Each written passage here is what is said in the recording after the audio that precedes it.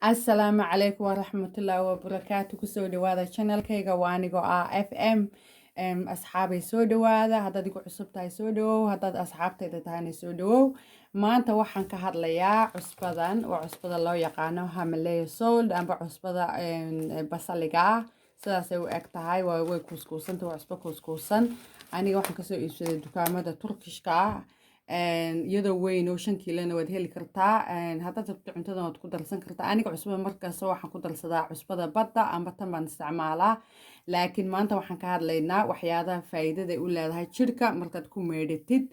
Marka ugu horeysa cusbadan waxay u dawo tahay lafa xanuunka, jir xanuunka markaad aad iyo aad u daalan tahay.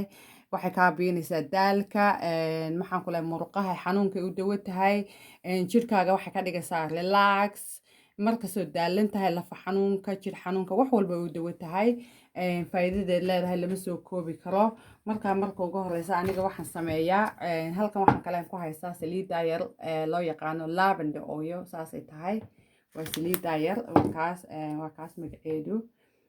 saliidaasaan isticmaalaa. waxaad ku shubaysaa ilaa iyo 10 xabo oo drops ah ayaad ku saa ugu dhibqinaysaa. saliid iyo cusbada si isku dhex galaan. kadibna waad isku ruxaysaa si fiican baad isku dhexaysaa iskugu kaa dhex gasho. marka aniga markaas waxaan sameeyaa before aanan maydhanin. waxaan sameeyaa saliidda saytuunka ayaan jirka dhan mariyaa marka ugu horeeya ilaa iyo 15 daqiiqaan ku joogaa. kadibna baadkan biyo kula ku shubtaa. saabuuntan oo kale aan isticmaalaa inta baadka intaan ku shubo. kadibna milixdaasaan ku daraa.